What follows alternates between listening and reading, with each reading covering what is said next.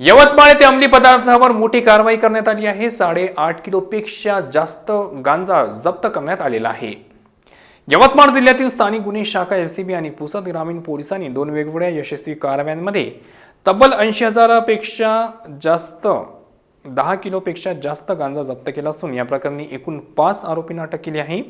पहिली कार्यवाही 14 डिसेंबरच्या रात्री नागपूर कडम यवतमाळ रस्त्यावर नरसापूर बस स्टॉप जवळ करण्यात आली। गोपनीय माहितीनुसार स्थानिक गुन्हे शाखेच्या पथकाने रात्री 11 वाजताच्या दरम्यान एका निळ्या रंगाच्या स्विफ्ट कारला अडविले। तपास दरम्यान कारमधील सय्यद राहत अली उर्फ टकल्या यांच्या बॅगेत 8.5 किलोपेक्षा जास्त ग्राम गांजा आढळून आला। या प्रकरणी श्रावण हरिदास फुलमाळी, प्रीतम सिंग, दामोदर रामटेके आणि सय्यद राहत अली उर्फ टकल्या या तिघांना ताब्यात घेण्यात आले असून गांजा, कार आणि इतर साहित्यासह एकूण 6,91,600 किमतीचा मुद्देमाल जप्त करण्यात आला आहे।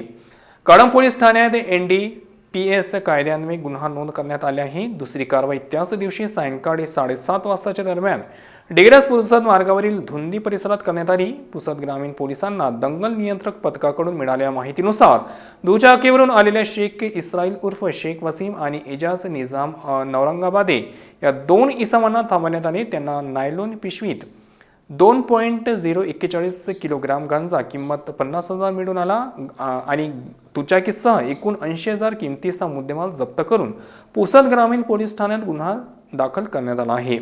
जिल्ह्यात अंमली पदार्थाच्या विरोधात करण्यात आलेल्या या कठोर कारवाईत एकूण 5 आरोपींना अटक करण्यात आली आहे। ही कार्यवाही पोलीस अधीक्षक कुमार चिंता आणि अपर पोलीस अधीक्षक अशोक थोरात यांच्या मार्गदर्शनाखाली पार पडली।